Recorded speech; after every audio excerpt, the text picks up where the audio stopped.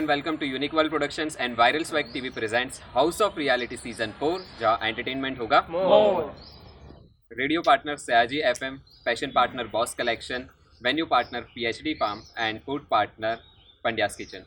सो अब जैसे कि आप सब देख सकते हो, ऑक्शन के बाद जो सिनेरियो है वो कम्प्लीटली चेंज हो चुका है और यहाँ पर जो जिसकी टीम भारी कह सकते हैं वो है अक्षर पंचोली की टीम, क्योंकि यहाँ पर है पूरे 4 लोग स्ट्रेंथ में भी और नंबर्स में भी।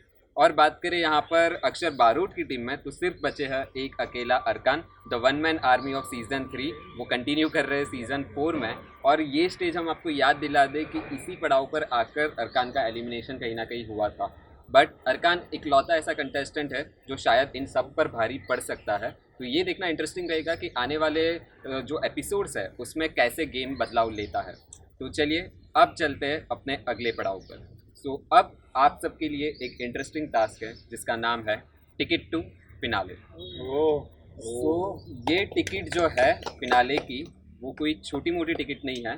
इस टिकट को लेकर आप आने वाले हर एक टास्क से बचकर डायरेक्टली फिनाले में अपनी जगह बना सकते हो, राइट। तो इसका काफ़ी इम्पोर्टेंस है क्योंकि डायरेक्टली आप टॉप 3 में अपना एक स्पॉट जो है वो कंफर्म कर लेते हो।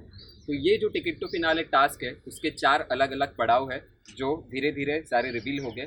हर एक पड़ाव में एक एक कंटेस्टेंट जो है वो इस रेस से बाहर होगा, शो से बाहर नहीं होगा बट इस रेस से बाहर होता जाएगा और जो फाइनल पड़ाव में जीतेगा उसी को ही मिलेगा टिकट टू फिनाले। तो चलिए बिना वक्त गवाए शुरू करते हैं हमारे टिकट टू फिनाले का फर्स्ट पड़ाव और उसके लिए मैं बुलाना चाहूँगा हमारे प्रेजेंटर प्रीतेश मिश्रा को।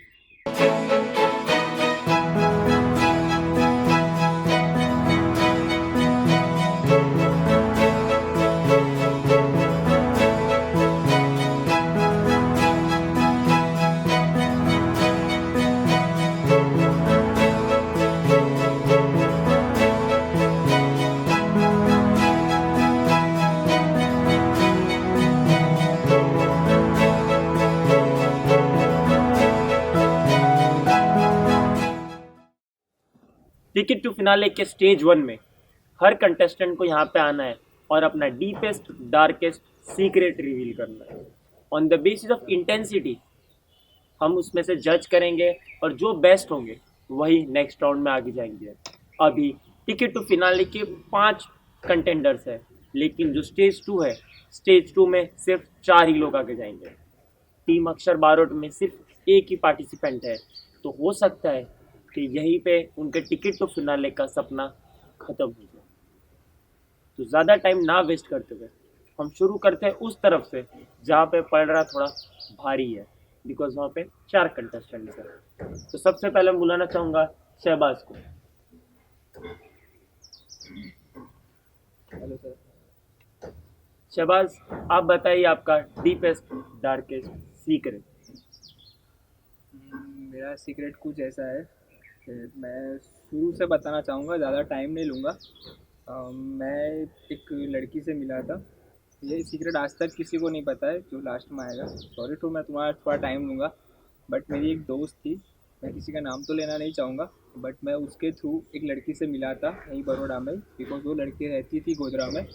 और हम लोग 31 के दिन रात को 8:15 के दिन रात को 8:15 हम लोग मिले थे 31 के दिन। और मैंने 5 मिनट की मीटिंग्स में उसको इम्प्रेस किया था और उसको पहली बार किस किया था सिर्फ 5 मिनट की मीटिंग में। फिर हम लोग वहाँ से कुछ दूर हो गए, मतलब गैप हो गया 10-15 दिन का, क्योंकि हम लोगों ने नंबर एक्सचेंज नहीं किए थे, या तो सोशल मीडिया पे या तो कोई कांटेक्ट नहीं रखा था। 10-15 दिन के बाद हम लोगों ने इंस्टा पे एक दूसरे को सर्च किया, ढूंढे, मिले, बहुत अच्छी सी दोस्ती हुई। दोस्ती 3-4 मंथ चली। 3 अप्रैल 2018 में वो लड़की ने मुझे प्रपोज किया था और मैंने उसको 10 अप्रैल 2018 को उसके मैंने प्रपोज का जवाब हाँ किया था, बिकॉज मेरा भी एक ब्रेकअप हो चुका था।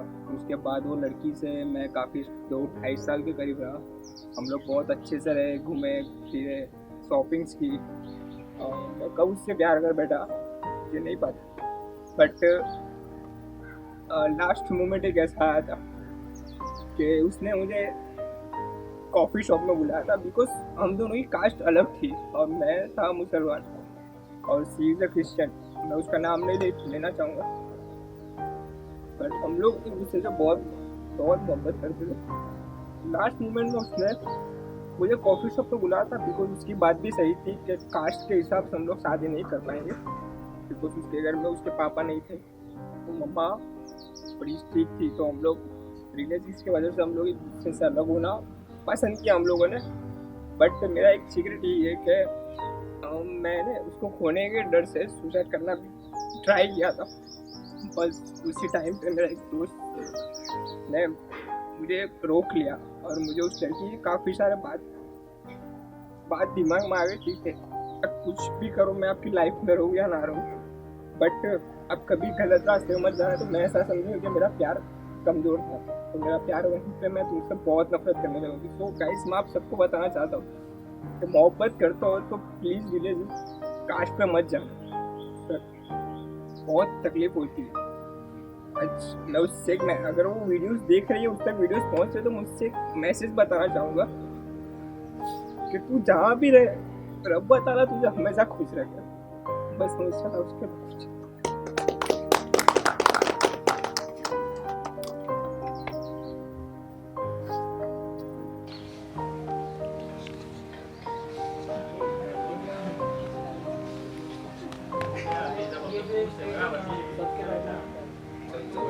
तो स्ट्रॉन्ग है भाई, पूरे लोगों के जरा तो नहीं गया।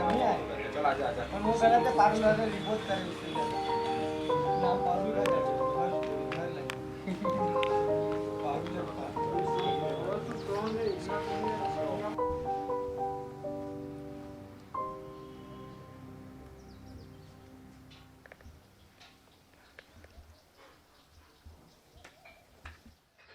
तो बढ़ते हैं आगे नेक्स्ट कंटेस्टेंट पे। नील प्लीज।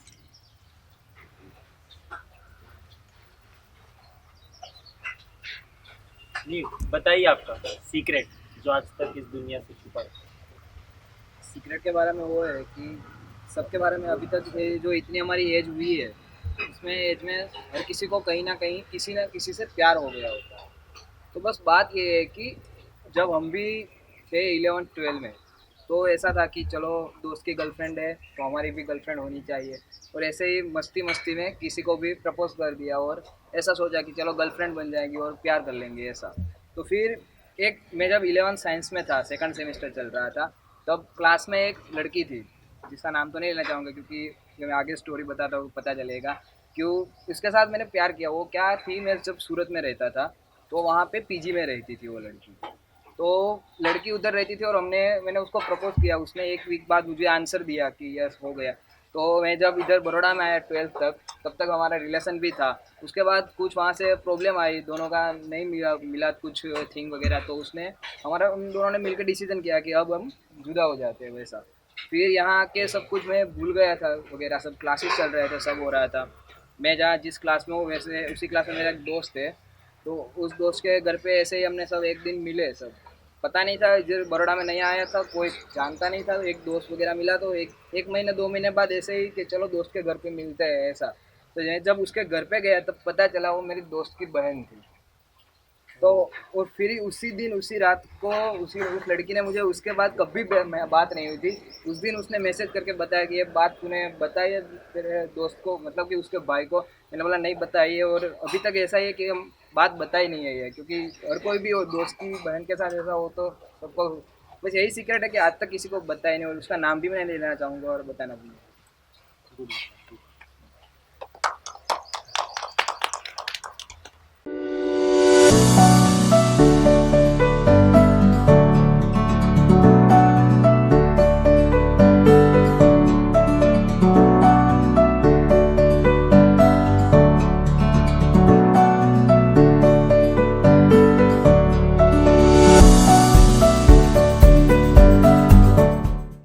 एक्चुअल में जो सीक्रेट्स होते हैं, डीपेस्ट डार्केस्ट सीक्रेट होते हैं, वो एक ऐसा कन्फेशन होता है जो हमेशा आप अपने दिल तक रखते हो।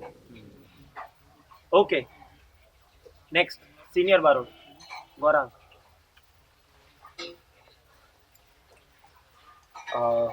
यार डार्केस्ट सीक्रेट मतलब की बात हो रही है तो मैं थोड़ा अपने व्यूअर्स निकाल देता हूँ, क्योंकि सच्चाई आँख में दिखनी चाहिए।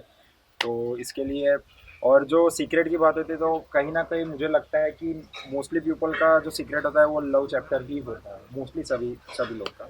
तो मेरा भी सेम यही था। तो 5 साल पहले की बात है। तो I was in a love with other religions girl. तो मुझे उस टाइम पे इतना मैच्योर नहीं था कि प्यार किसे कहते हैं, ये किसे कहते हैं। तो मैं बस उसके साथ अट्रैक्शन में लग गया था उसके साथ। एंड वो भी मेरे साथ सेम। तो हम लोग ने धीरे धीरे धीरे धीरे करके थोड़ा आगे बढ़ने लगा। एक थोड़ा टाइम हुआ, 5-6 महीना। फिर हम लोग सीरियस रिलेशन में आए।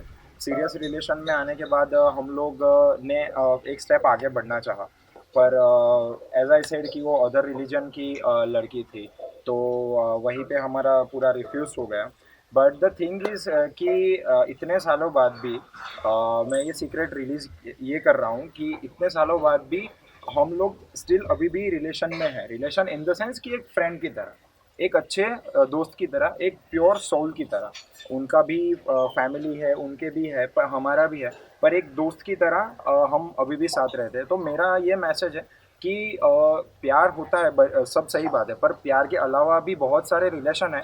और प्यार के अलावा भी बहुत सारा जरिया है जो आप जिसको आप चाहते हो या जिसका आप अच्छा चाहते हो उसके साथ आप रह सकते हैं। फ्रेंड, एज अ फ्रेंड आप रह सकते हैं। तो मेरा यही सिंपल मैसेज है कि आपका अगर ब्रेकअप होता है ये वो, तो it's not end of your relationship. आप उसके साथ एक अच्छे दोस्त, एक गार्डियन की तरह भी आप रह सकते हो। तो still I am a relationship with her as a friend.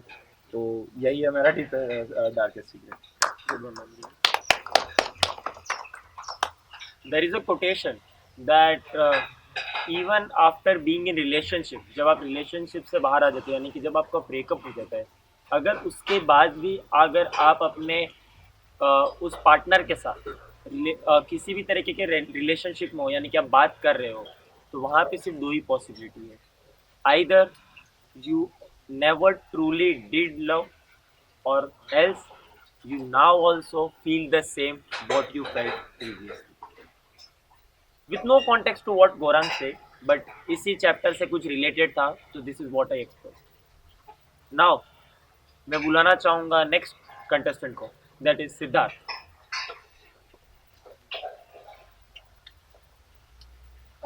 सभी लोगों ने अपनी पर्सनल लाइफ के बारे में सीक्रेट्स रिवील किए, बट मेरे साथ जो सीक्रेट जुड़ा हुआ है वो मेरी प्रोफेशनल लाइफ के साथ जुड़ा हुआ है। द थिंग एक होता है ना कि मैं एज ए स्टूडेंट, मतलब सबकी लाइफ में दो फेज होते हैं। आप स्टूडेंट हो और साथ में कुछ ऐसी एक्टिविटी कर रहे हो जिसमें आपने सोचा भी होगा कि आपका करियर बनेगा, but due to some personal reasons और फैमिली रीजंस की वजह से आप उसे आगे परस्यू नहीं कर पाते। तो ऐसी मेरे साथ एक जुड़ी हुई चीज़ है म्यूज़िक। और मैंने एक ऐसी चीज़ कर दी थी, कहीं ना कहीं मेरी बहुत बड़ी गलती, आज से 1 साल पहले, जिससे वो गलती की वजह से आज भी जब भी मैं स्टेज पे जाता हूँ या फिर जब भी हमारे ग्रुप का नाम आता है कि now you are going to perform this thing और दैट थिंग, तब मुझे वही चीज़ याद आती है और मैं सबसे ज़्यादा लाइक उसे बोलते हैं ना कि वो प्रेशर में आ जाता हूँ कि अब मुझसे परफॉर्म होगा कि नहीं। और यही एक सच्चाई है कि कुछ चीज़ें ऐसी भी मुझे स्टार्ट करनी पड़ी जो मुझे नहीं करनी थी मेरी पर्सनल लाइफ में। सो बात है when I was performing in Ahmedabad, तो तब हम एक एज अ पार्टिसिपेंट गए थे एक ग्रुप में, जिसमें हमें लाइक पूरे बैंड्स का वॉर था, जिसमें ऑल ओवर इंडिया से बैंड आई हुई थी। तो उसमें जो नंबरिंग होने वाली थी वो स्लॉट के हिसाब से होने वाली थी। And we are very scared कि कहीं हमारा ही पहला परफॉर्मेंस ना आ जाए। तो जो चिट निकाली हुई थी उसमें मैं एज ए कैप्टन हमारी टीम को रिप्रेजेंट कर रहा था। सो जब मैं चिट निकालने गया तो लाइक वो बोलते हैं ना पनौती, ऐसे ही चिट निकली और जिसमें सिर्फ नंबर था हमारा पहला। बट द थिंग इज़ कि उसमें एक सिर्फ सीधी लाइन की हुई थी चिट में, और क्या पता उस टाइम मेरे दिमाग में क्या सूझा, तो मैंने पेन थी मेरे पास तो उसका 7 नंबर कर दिया। तो जब मैं दिखाने गया तो वहाँ पर 7 नंबर के 2 हो गए। तो परफॉर्मेंस क्लासेस होने की वजह से हमारा परफॉर्मेंस लास्ट में डाला गया, और लास्ट में परफॉर्मेंस जाने की वजह से जैसे जैसे परफॉर्मेंस होते गए वैसे वैसे हमें पता चलता रहा कि कैसी क्वालिटी है और किस तरह से लोग परफॉर्म कर रहे हैं। नो डाउट वहाँ पर बहुत ही सारी वेल नोन बैंड्स थी और जीतना तो उनका ही फिक्स था, मतलब टॉप 3 फिक्स था। बट स्टिल आज तक मुझे वो एक गिल्ट हर बार रहता है कि मैंने बहुत बड़ी गलती की। एंड द थिंग इज़ कि मैंने मेरी बैंड मेंबर के साथ भी ये रिवील नहीं किया था। आई होप अगर मैं वो रिवील करता और शायद हमारा पहला परफॉर्मेंस होता और हमारी कुछ ऐसी अलग क्रिएटिविटी की वजह से हमें नंबर भी मिल जाता। क्या पता जजेस पूरे बोर हो गए होंगे और लास्ट में हमारा परफॉर्मेंस हुआ और उन्होंने ध्यान भी ना दिया हो। So that is the thing जो मुझे बहुत ही गिल्ट फील करवाती है जब भी मैं ऑन द स्टेज जाता हूँ। और आज शायद मैंने यहाँ पर हाउस ऑफ रियलिटी के प्लेटफॉर्म से रिवील की है, क्या पता आगे कहीं परफॉर्मेंस करूँ तो वो मेरे दिमाग में डर ना रहे, क्योंकि हाँ ये चीज़ ऑलमोस्ट 1000 ऑफ पीपल के पास जाने वाली है। तो बहुत सारे लोगों को मैं यूं ही बता चुका हूँ, तो क्या पता अब मेरे दिल में वो रंज ना रहे। हर बार जो कन्फेशन होता है या आपका जो डीपेस्ट डार्केस्ट सीक्रेट होता है वो हमेशा आपकी पर्सनल लाइफ से नहीं जुड़ा होता है। कुछ सीक्रेट्स आपके जो प्रोफेशनल लाइफ के भी ऐसे होते हैं जो आपकी पर्सनल लाइफ को भी बहुत अफेक्ट करते हैं।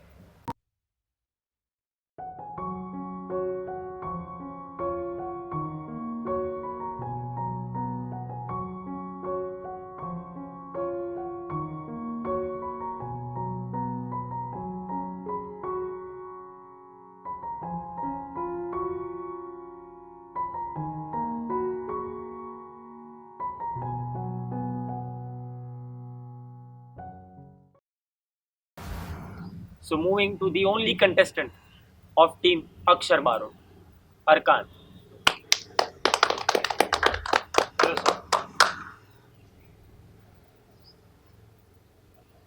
सबका एक एक सीक्रेट है।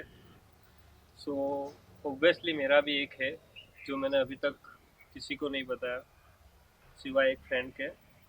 सो एक्चुअली क्या हुआ था, सेम ये दिन के लास्ट ईयर पहले, एक महीने पहले, एक साल हुआ,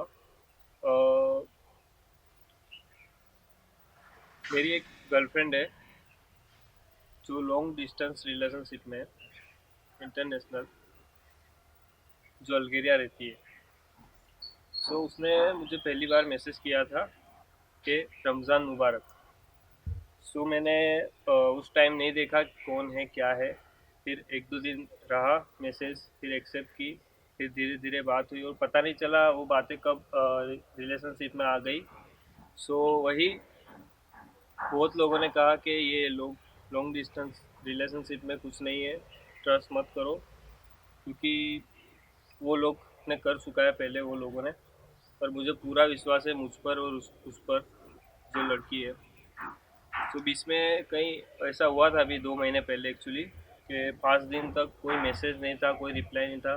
तब मैं बहुत डर गया था एक्चुअली कि बहुत से मैसेज किए मैंने, अलग अलग रिचार्ज करवाए वहाँ पर कॉल करने के लिए, इंटरनेशनल के लिए। पर एक्चुअली जब 5 दिन बाद जब मैसेज आया तो एक्चुअली उसका ऐसा आया था कि इसकी एक्चुअली आईडी बैन हो गई थी और ये जहाँ पर थी 5 दिन तक वहाँ पर कोई नेटवर्क नहीं था। सो इस वजह से उसका कोई मैसेज नहीं आया था। मुझे लगा कि शायद मेरा चैप्टर वहीं पर क्लोज हो गया, पर ऐसा कुछ नहीं था, वो अभी भी मेरे साथ है। तो सर ये मेरा